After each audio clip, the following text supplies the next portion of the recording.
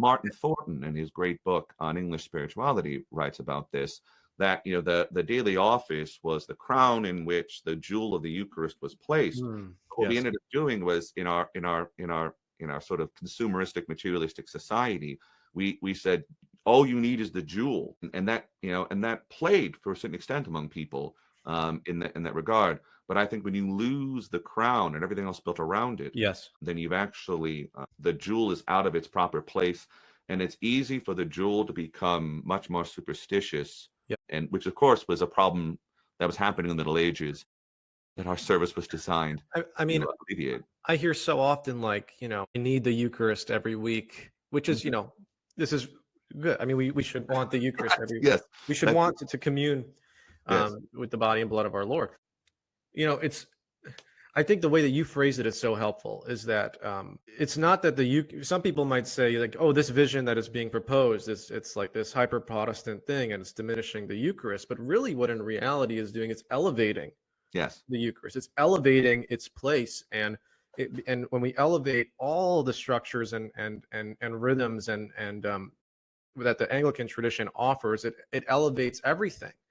And it seems like there's been a massive disconnect, probably since the development of the 79 prayer book, or this sure, desire to be as ancient as possible. When the other thing is people were catechized very differently when there was maybe more accessible communion. I mean, the stakes yeah, for everybody were way higher, and my criticism, if I can go on a little bit of a rant, is we're not preparing our people in the same way to receive. And that's no, what the litany does. That's what the exhortation does. yes, It actually prepares people for Holy Communion. And you're right, it certainly does add a little bit of a superstitious, it can develop superstition in the hearts of people when it's offered every week without all these other structures in place. Now, if people did morning prayer, the litany, anti-communion, communion every week, that would be a different story, and the daily offices are offered daily in the parish. I mean, that's a different case. But so many are I think, ignorant of what the prayer book is actually trying to do.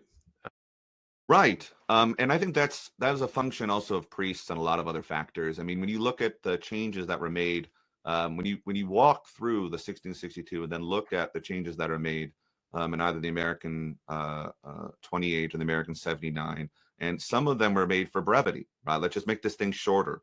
And you could see why priests were pushing for that. Like, there's a sense in which there's just too much. I want this thing to be smaller and shorter, or my people won't be able to handle it. Those kinds of theories.